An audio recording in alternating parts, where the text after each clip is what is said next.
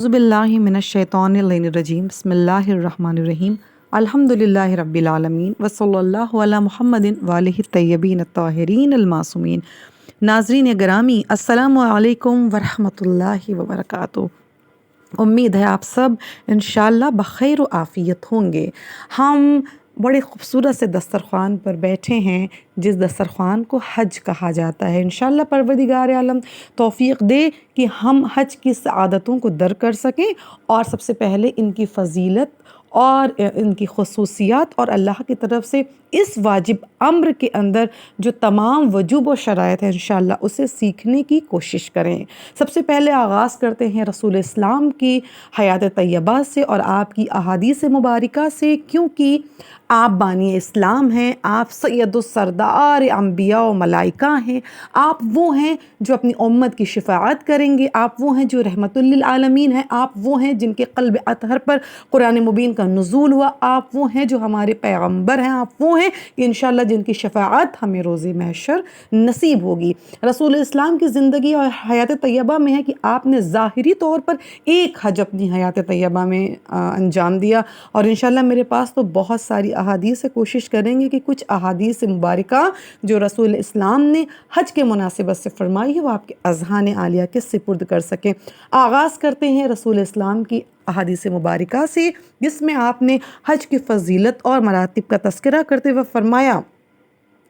कि जो शख्स हज अंजाम देने से पहले मर जाए तो वो यहूदी या नसरानी मरा। ये रवायत अब्दुर्रहमान इब्न समरा से रवायत है, जो कि सहाबी रसूलुल्लाह सल्लल्लाहु अलैहि वसल्लम है। हम अपनी ज़िंदगी में बिल्कुल हरगिज़ ये नहीं चाहेंगे कि जब हमने दामन इस्लाम को थाम लिया है, जब हमने कलमे की तहारत से अपने बातिन को ताहिर कर लिया है, जब हमने अपने वजूद को मानवियत से हमकिनार कर रखा है, तो हम हरगिज़ भी खुदा न करे जब दुनिया से जाएं तो वहाबिया नसरानी इस दुनिया से गुज़रें, क्योंकि हज तीसरा वाजिब है, वाजिब अम्र है, जिसे इंशाअल्लाह अपनी ज़िंदगी में हमें अदा करना है इस्तिताअत के साथ। सबसे पहले हम आते हैं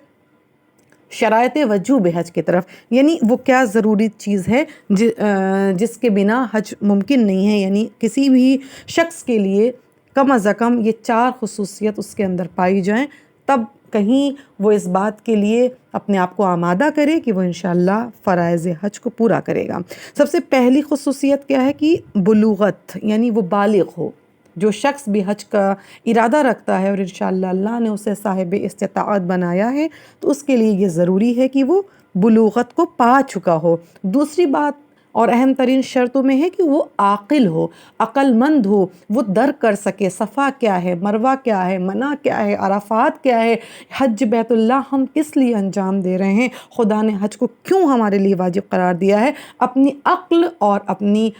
तवानाई और बीनाई और बसीरत के बतुफ़ैल इंशाअल्लाह वो हज के तमाम मसालिक को, मरातिब को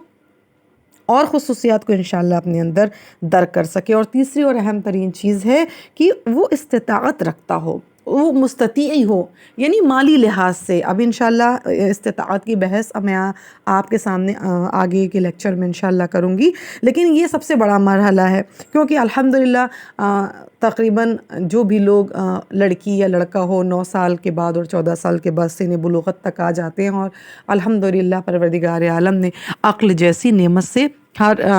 तमाम तर लोगों को इंशाअल्लाह मुस्तफ़ीज़ किया होगा, जिसमें से कुछ लोग ही ऐसे हैं जो इस अल्लाह की बेबहा नेमत से